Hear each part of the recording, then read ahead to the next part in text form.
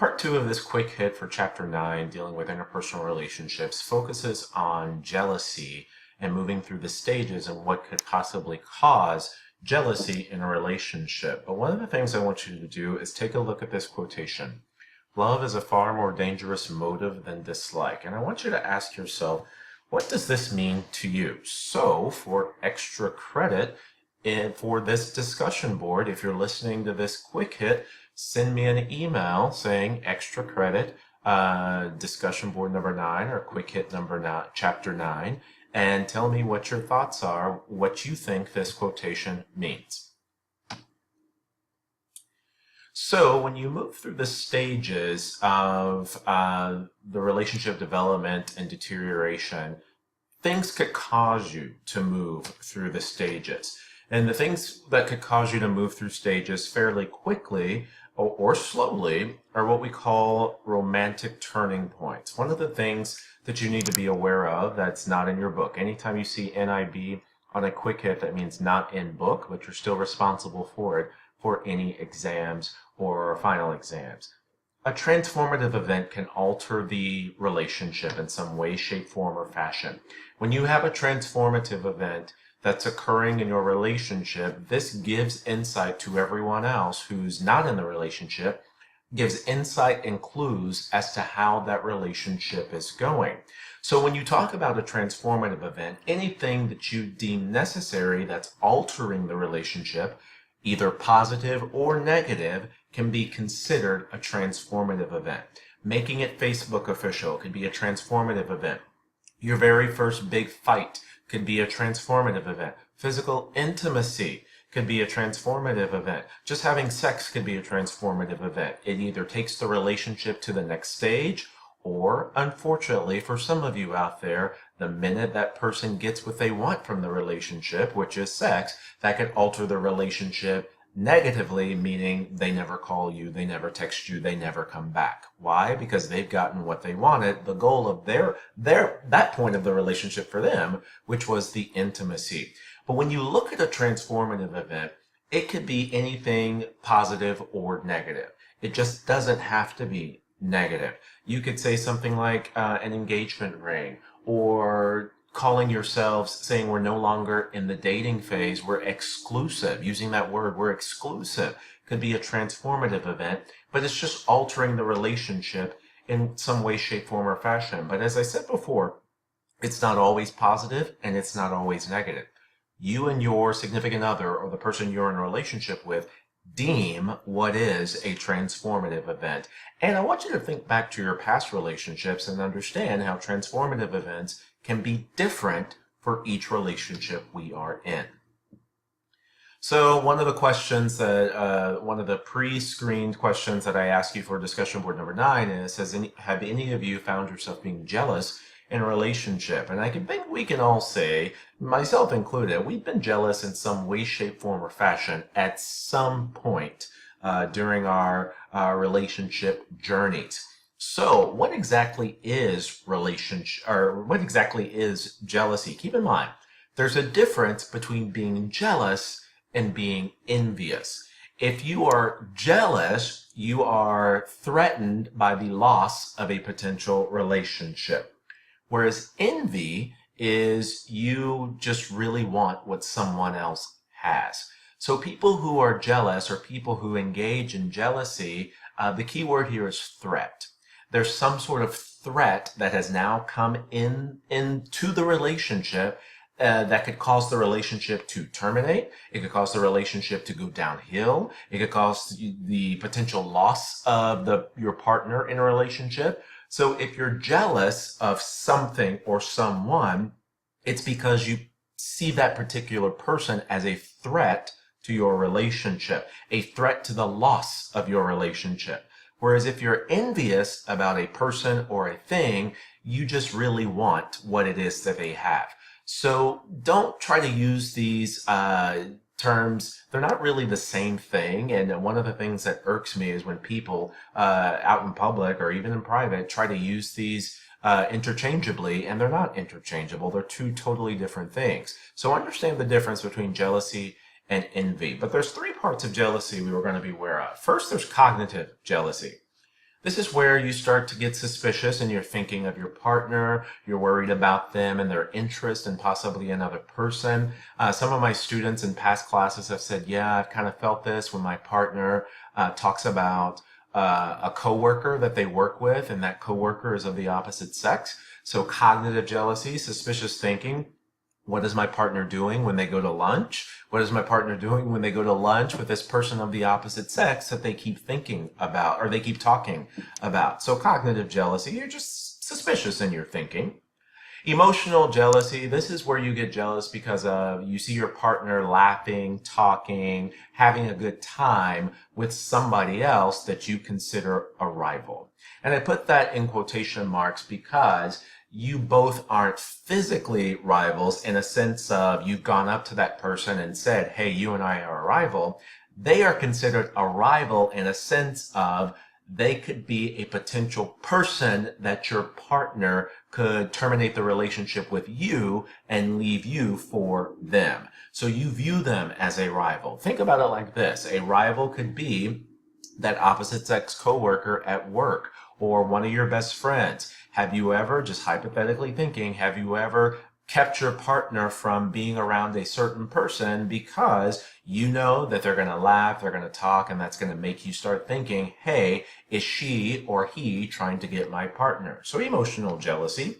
And behavioral jealousy, what you do when you respond to your jealous feelings. Do you read their text messages? Do you ask for their passcode on their phone? Do you go through their wallet? Do you go through their purse? I get this all the time in class. People say, Mr. Sean, if we're in a relationship, they shouldn't have a passcode on their phone. I should be able to go through their phone whenever I want. And my response to them is, A, your partner is allowed some level of privacy, and B, do you not trust your partner? If you don't trust your partner, we are already starting off in a negative spot in the relationship. So if you've gone through their phone or their wallet while they're sleeping or while they're in the shower, that's called behavioral jealousy. And I want you to think about some of these things if you've done them before or if they've been done to you before. When we talk about relationship jealousy, one of the things some people do in response to being jealous is they start to mate guard. And what mate guard essentially is you're just guarding your relationship. You're keeping your relationship on some sort of high alert, if you will. And when we talk about mate guard, we can do this in a couple of ways.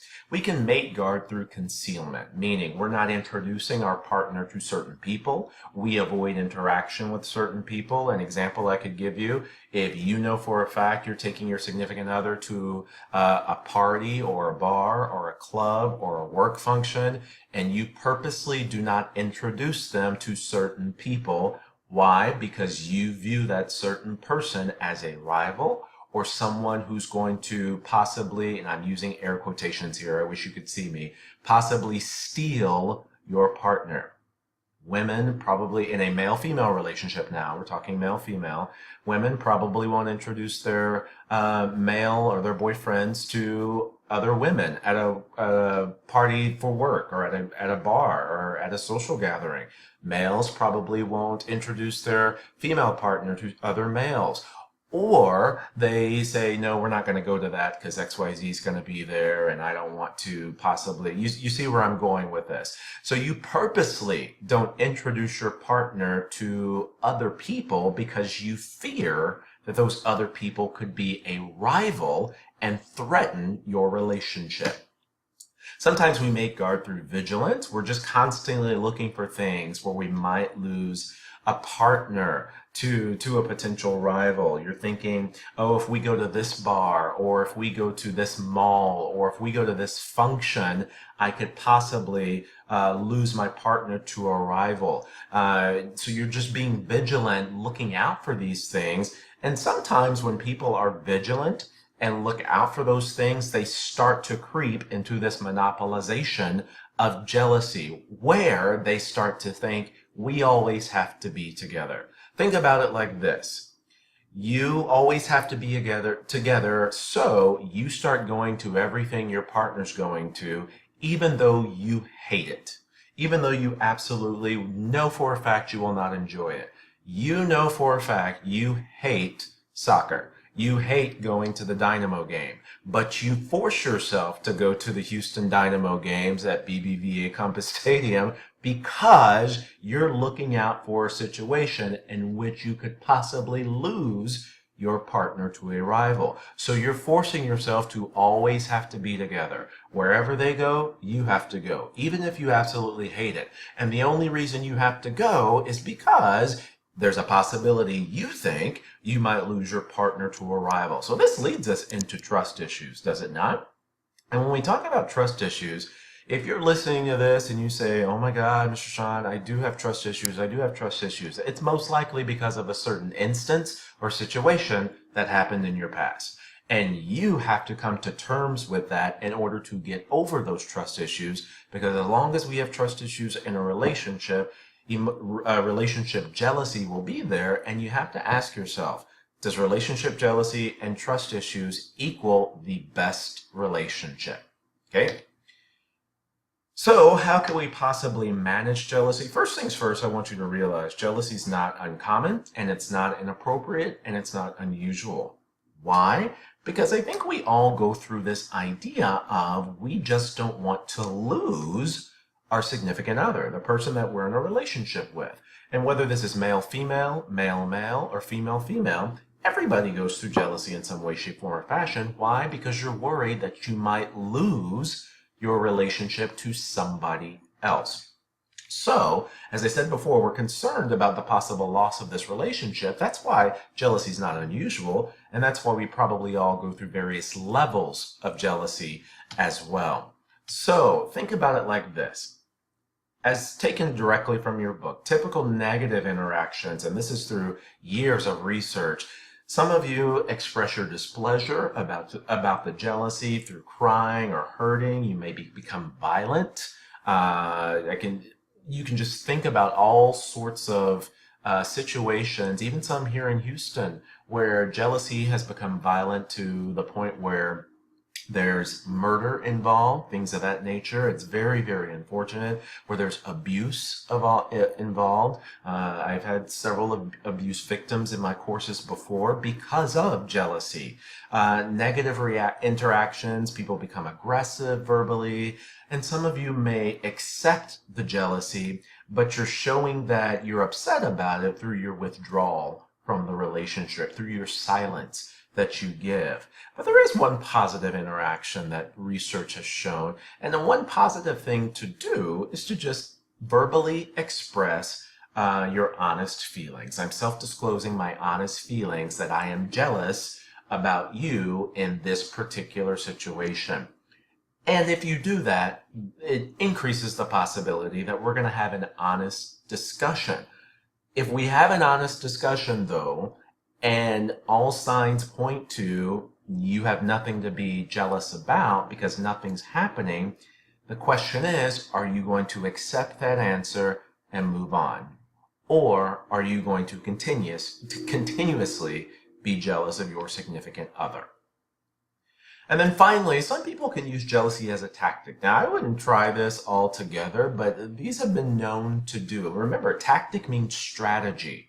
So some people use jealousy as a strategy. You can do it by distancing, saying you're too busy to get together, excluding your significant other from certain plans, being flirtatious, giving some sort of facade. Facade means false front. So flirtation facade, maybe leaving fake phone numbers, sending yourself flowers, saying other people are interested in you. Some people talk about past relationships, thinking, hey, my ex used to do this for me and I would love that so much. Or when my ex took me to this restaurant in Houston, I loved it so much.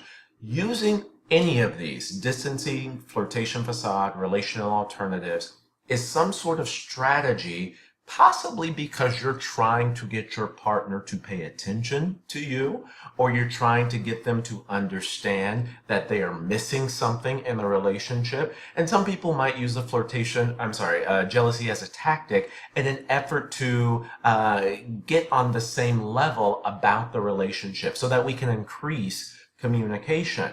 But the one thing you should realize about using jealousy as a tactic, and I've had students say, Mr. Sean, do people really do this? And my answer is yes. I'm not saying any of you listening to this have done this, but we probably know someone who has. You just have to realize this is very risky. Because if you're trying to use jealousy as a tactic to gain attention from your significant other, to let them know, hey, I am here in the relationship and you need to pay more attention to me, using any of these as a tactic, your significant other could come back to you and say, oh, okay, well, good luck with that. Let's terminate the relationship. It seems like you are interested in somebody else, and actually, so am I. So let's just terminate the relationship. And that's not what you were going for at all by using jealousy as a tactic. So be aware of this. It is risky. It is a strategy, but you want to use it sparingly. I would say don't use it at all. But if you do, just be aware of the possible consequences.